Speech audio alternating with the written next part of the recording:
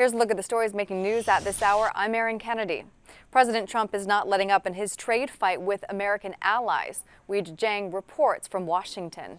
There's a special place in hell for any foreign leader that engages in bad faith diplomacy with President Donald J. Trump. White House trade advisor Peter Navarro slammed Prime Minister Justin Trudeau for declaring Canada would retaliate for U.S. tariffs on steel and aluminum. It was an attack on the president. National Economic Council Director Larry Kudlow piled on. You just don't behave that way, okay?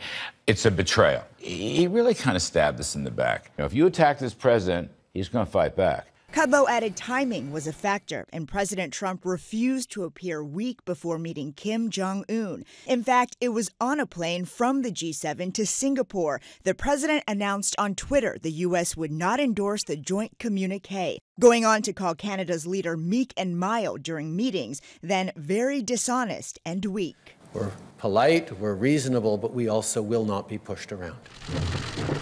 The fresh tension unfolded at the end of a weekend that looked promising, filled with happy photo ops and warm handshakes. After intense working sessions, German Chancellor Angela Merkel said, "The president's reversal via tweet is sobering and a bit depressing. The decision to break from their agreement is drawing criticism from lawmakers." Republican Senator John McCain tweeted to our allies, "Americans stand with you, even if our president doesn't." The EU and Mexico have also promised to retaliate for those U.S. tariffs, even though President Trump has warned it would be a mistake. Of course, this conflict comes at a time when he could use the full support of U.S. allies heading into that historic summit with Kim Jong-un. Wei Jiang, CBS News, the White House.